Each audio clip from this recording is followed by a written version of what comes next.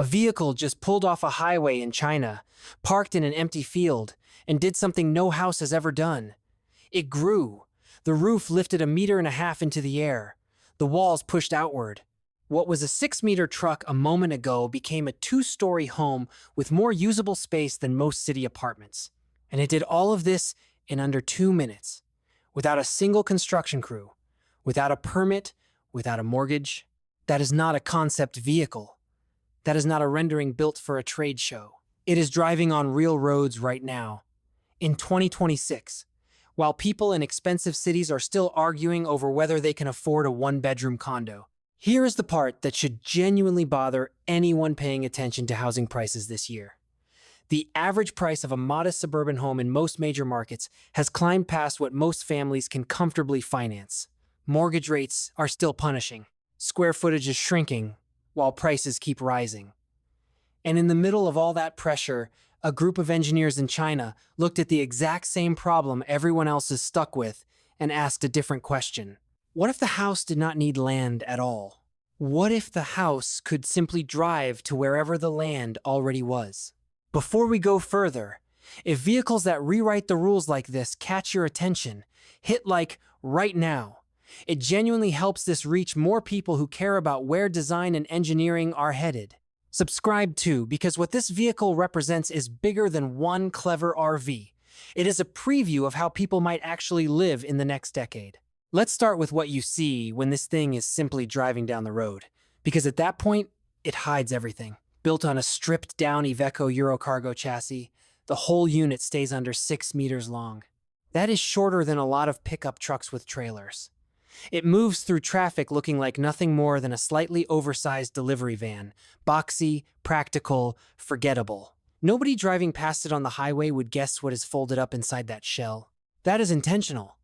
The entire philosophy behind this build is compression on the road and expansion the moment it stops moving. And that moment of expansion is where this stops looking like a vehicle and starts looking like a magic trick. 4 electric hydraulic legs drop down first. These are not decorative stabilizers. Each one is rated to hold up to 10 tons on its own. They lock into the ground and take over the entire structural weight of the vehicle, which means what happens next does not rely on the wheels or suspension at all. The vehicle is essentially lifting itself off its own chassis and standing on 4 mechanical feet. Right now, in an era where people are obsessed with modular and prefab housing solutions, this is prefab construction happening in real time, outdoors, with nobody swinging a hammer. Once those legs are locked, the real transformation begins. The upper half of the vehicle rises smoothly on its own hydraulic system, and it does not creep up a few inches like a pop-up camper roof. It climbs a full 1.5 meters. The vehicle goes from 3.45 meters tall on the road to more than 5 meters tall at the campsite. Picture a delivery van growing into a 2-story townhouse in the time it takes to read this sentence out loud. There is no other production vehicle on the market doing anything close to that kind of vertical growth, and that alone should make you stop and reconsider what the word motorhome even means anymore. Now think about what that vertical growth actually buys you in terms of livable space, because the number is almost hard to believe. On the road, the interior is a cramped 18.72 square meters, tight enough that you would not want to spend a rainy afternoon in there without stepping on someone's foot. Once it is parked and fully raised, that space expands to 36.44 square meters when you include the upper level and the cab area. That is very close to doubling the entire footprint of the home, and it happens automatically, without a single wall panel being manually carried or bolted into place. Compare that number to what people are being offered right now in cramped urban apartments. In several major cities this year, new studio apartments are being marketed at around 30 square meters and priced as if they were luxury units. This vehicle beats that footprint, includes a kitchen, a bathroom, sleeping quarters, and a second level, and it can be parked anywhere with flat ground and a view. The math genuinely does not favor traditional housing in this comparison, and that gap is only becoming more obvious as urban real estate keeps tightening. Let's talk about why this matters beyond the impressive party trick of a rising roof. The reason this design exists at all comes down to a very old, very stubborn problem in vehicle engineering: height restrictions. Every country has legal limits on how tall a vehicle can be while driving on public roads, because anything taller starts hitting bridges, tunnels, and overpasses. For decades, that restriction has capped how much vertical space any motorhome could offer. Engineers were stuck designing sideways, pushing walls outward with slide-outs, squeezing more width out of a fixed height. This vehicle sidesteps that entire restriction with a level of confidence that borders on stubbornness. Instead of accepting the height limit as a permanent ceiling, the engineers built a structure that legally stays under the limit while moving, then defies it completely. The second the vehicle is no longer classified as a moving vehicle, it is a loophole turned into architecture. And it is the kind of lateral thinking that only shows up when engineers stop treating a rulebook as the final answer and start treating it as the starting point for a better question. Right now, remote work has quietly rewritten what people expect from a home. Millions of people are no longer required to live near an office. And that shift has fueled an entire economy of van life, mobile offices, and location-independent living. But most of that movement has been built around cramped conversions, sleeping in the back of a converted cargo van, working from a laptop balanced on your knees. This vehicle takes that same freedom and gives it actual square footage. It is the difference between camping out in your mobility and actually living in it. Step inside once it is fully deployed, and the layout starts to feel less like a vehicle interior and more like a small but genuinely comfortable home. The lower level houses the kitchen, the bathroom, and the main living space, all standing at full height without anyone needing to duck. The upper level, unlocked entirely by that hydraulic lift, becomes a second living zone, open, tall, and filled with far more natural light than anything a traditional single-story RV could offer. Two distinct floors, two distinct functions, inside a vehicle that started the day as a compact, delivery-sized truck. Here is a detail that quietly matters more than it sounds like it should. Because the structure raises the entire upper shell rather than just popping up a canvas tent section like older campers, the walls stay rigid and insulated the entire time. There is no flapping fabric, no exposed seams letting in wind and cold. That means this is not a fair-weather novelty meant for a handful of warm summer nights. It is built to function as an actual seasonal home, not be shifted out of the toy category and into something closer to a legitimate housing alternative. If you are the kind of person who has ever calculated how much money disappears every single month into rent or a mortgage payment, this next part should land hard. A vehicle like this is a single purchase. No monthly payment tied to a 30-year loan. No property tax bill arriving every year, regardless of how much you actually use the space. No maintenance fees, no homeowners association, no neighbor disputes over a fence line. You buy it once, and then your only ongoing cost is fuel and basic upkeep, the same as owning any large vehicle. In a financial climate where owning traditional real estate has become a genuine struggle for an entire generation, that math is not subtle, and this is exactly where the comparison to a luxury mansion stops being a throwaway headline and starts being a legitimate argument. A mansion is a fixed asset. It sits in one location, tied to one set of property laws, one climate, one commute, one view out the window for the rest of your life, unless you sell it and start the entire process over again. This vehicle offers a view that changes every single time you decide to drive somewhere new. Mountains this month, coastline next month, a quiet forest campsite the month after that. A mansion cannot follow the seasons. This can.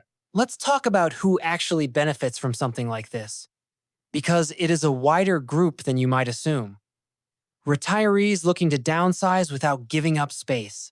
Remote workers who want a real home base without being tied to one city's cost of living. Families who want to travel for months at a time without living out of suitcases and cramped hotel rooms. Even businesses have started exploring vehicles like this as mobile showrooms and pop-up event spaces, because a structure that can double its footprint on demand is useful for a lot more than vacations. There is a broader engineering story happening here too, one that goes beyond a single clever motorhome. Chinese manufacturers have been aggressively pushing into categories that Western brands assumed were safely theirs, and mobile living is quickly becoming one of those categories. A few years ago, engineers from a Chinese manufacturing hub loaded up prototype motorhomes and drove them across thousands of kilometers just to show up at a major European trade show and prove they belonged in the conversation. That same appetite for disruption is exactly what produced this vehicle, and it is not slowing down. Right now, that shift matters more than it would have a decade ago, because global supply chains and manufacturing costs have made it genuinely difficult for smaller boutique motorhome builders in Europe and North America to compete on price. A hand-built luxury motorhome from a traditional workshop can take the better part of a year to complete and cost well into 7 figures. This vehicle takes an entirely different approach. Engineering complexity paired with manufacturing scale, which means the kind of transformation you would expect from a $1 million custom build is being offered at a fraction of that price. That price gap is the part that should genuinely unsettle the rest of the industry. When a vehicle can double its own living space, stand on hydraulic legs rated for 10 tons each, and lift an entire second story into the air, the expectation is a price tag that scares away almost everyone. Instead, this sits in a range that puts it within reach of upper-middle-class buyers rather than exclusively billionaires and celebrities. That accessibility is the actual disruption here, not just the engineering. Think about what that accessibility does to the psychology of homeownership going forward. For most of modern history, having a second home, a vacation property, a place to escape to, has been strictly a wealth signal reserved for people with serious money. This vehicle quietly erodes that boundary. It offers the emotional experience of arriving somewhere, unlocking a spacious, multi-level living area, and settling in for the night, all without the 6 or 7 figure price tag traditionally attached to that kind of freedom. There is also something worth noting about resilience here, especially relevant given how frequently extreme weather has been disrupting travel and displacing people from fixed homes in recent years. A structure like this can be relocated in hours, not days. If a storm is approaching, if wildfire smoke is closing in, if flooding threatens a region, a traditional home cannot move. This one can simply drive away, hydraulic legs retract, roof lowers, and within minutes, it is back to being a compact road-legal vehicle heading somewhere safer. Now, picture the resale and long-term value angle, because that is usually where ambitious vehicles like this either prove themselves or quietly fade away. A house appreciates or depreciates based on location, school districts, interest rates, and dozens of factors completely outside your control. A vehicle like this holds value based on engineering reputation and how well the mechanical systems are maintained, closer to how a well-cared-for luxury car retains value than how real estate behaves. That is a fundamentally different ownership experience, one built around mechanical trust rather than market speculation. Step back for a moment and look at the sheer ambition required to even attempt this kind of build. Somewhere in a design studio, an engineer looked at a 6-meter delivery chassis and decided the roof should not just open, it should completely detach its logic from the rest of the vehicle and rise a full story into the air. That is not a small design tweak. That is a willingness to treat a moving vehicle as if it were a piece of architecture, then solve every single problem that decision creates. Weight distribution, wind resistance, structural rigidity, all of it, without giving up on the idea. And that willingness to push past the obvious limitation is exactly the mindset that keeps showing up in Chinese manufacturing right now, across cars, across batteries, across consumer electronics. The pattern is consistent. Take a category everyone assumed was already fully explored. Ask what happens if you ignore the assumed ceiling, and then actually build the answer instead of just sketching it. This motorhome did not politely ask for more space within existing constraints. It rewrote what counts as a constraint in the first place. If you zoom out to the biggest possible picture, this vehicle is really answering a question that has been quietly building for years now.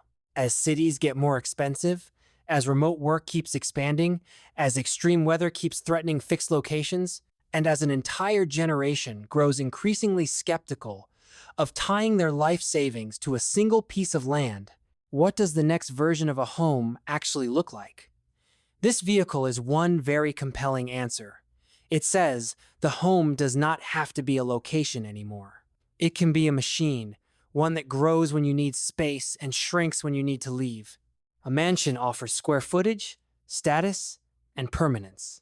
This vehicle offers square footage, mobility, and freedom, and it manages to compress that entire trade-off into something under 6 meters long that can legally drive on any public road, built for a standard delivery truck. That is not a compromise.